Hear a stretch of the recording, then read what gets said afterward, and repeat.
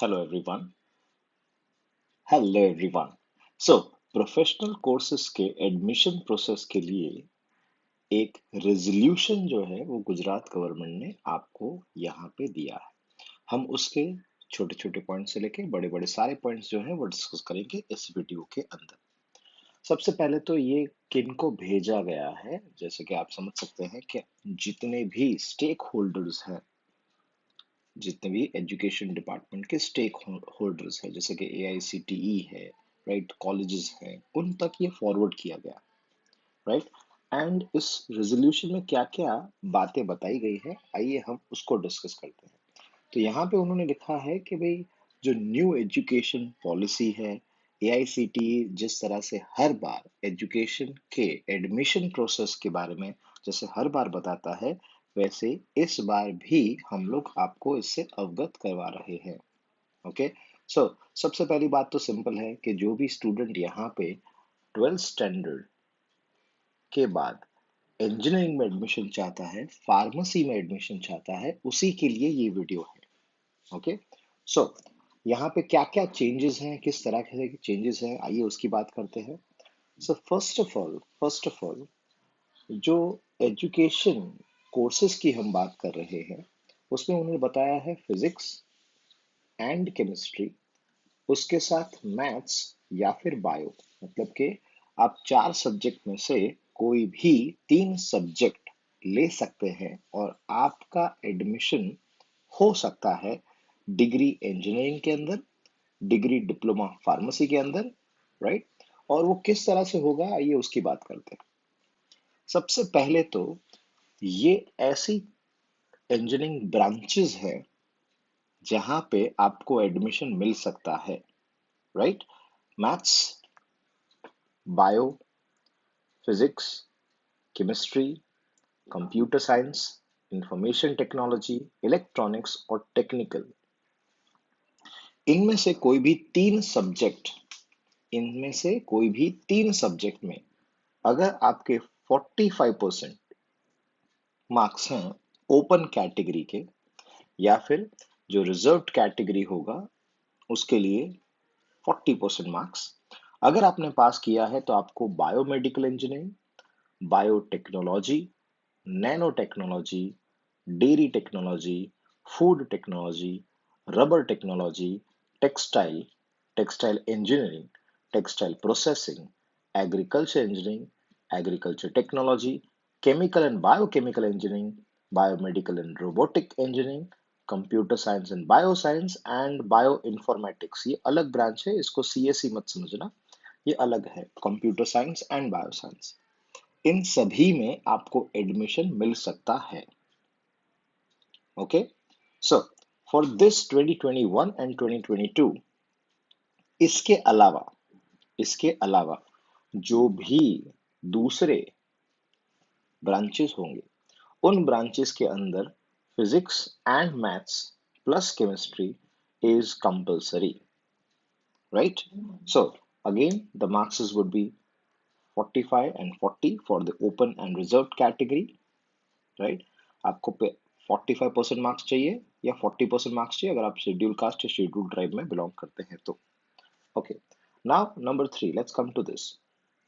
AICTE has decided that there is going to be a new education policy, NEP 2020, और उसके हिसाब से जो एडमिशन्स होने वाले हैं उसमें computer science, information technology, electronics, entrepreneurship, ये सारे जो कोर्सेज होंगे उसके भी मार्क्स कैलकुलेट करे जाएंगे, राइट। पर ये धीरे धीरे इम्प्लीमेंट होगा, तो अभी के लिए इसके ऊपर ज़्यादा फोकस करने की जरूरत नहीं है, आपको इसमें ज़्यादा टेंशन लेने की जरूरत नहीं है। Okay. Now number 4 is all the universities, right, जो भी एडमिशन देंगे उसमें उनके लर्निंग आउटकम को ध्यान रखना है स्टूडेंट के। और इसके लिए अगर कोई आ रहा है किसी और ब्रांच में से, जिसमें जैसे बायोलॉजी हो गया, वहां से आ रहा है, तो उसके लिए उसके सिलेबस में मैथ्स होना, फिजिक्स होना और इंजीनियरिंग ड्राइंग होना कंपलसरी है। मतलब कि आप समझ सकते हैं कि जो भी स्टूडेंट मैथ्स पढ़े बिना आया है इंजीनियरिंग के अंदर, उसको मैथ्स पढ़ाया जाएगा at least for the first year और and second year, right, that is compulsory. Similarly physics भी आपको पढ़ना रहेगा, तो आपको वो समझ के ही एडमिशन लेना है। इसके अलावा इसके अलावा जो 2008 के डिसीजन के को देखें, तो वहां पे 50% सीट्स जो है, राइट, 50% सीट्स, उसके जो एडमिशन प्रोसेस होंगे वो डिसाइड होंगे मैनेजमेंट कोटा के हिसाब से, राइट। तो जो भी हमने एजुकेशन पॉलिसी डिसाइड किया 2008 में, उसके हिसाब से उसकी फीस डिसाइड होगी, उसके हिसाब से उसके एडमिशन प्रोसेस होंगे।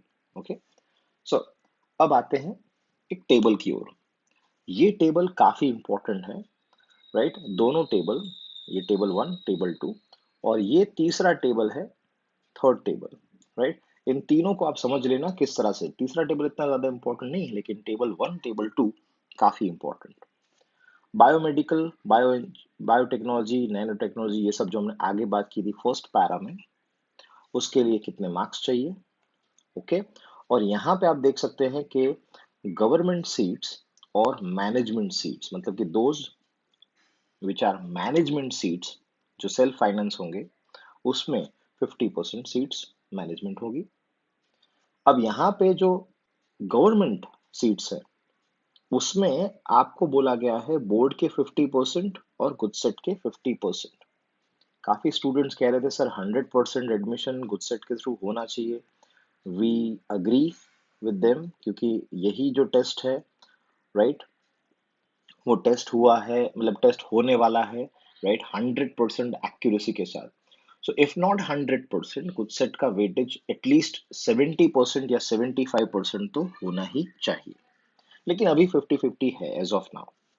अब जो यहाँ पे सेल्फ फाइनेंस की बात की गई है, उसमें उन्होंने डिक्लेयर किया है कि वे जेई मेंस 2021 और गुडसेट के आधार पे ये मेरिट बनेगा। अब आप समझ सकते हैं कि जो भी कॉलेजेस सेल्फ फाइनेंस की है, they are free to get admission on GUJCET basis. This is a very important news.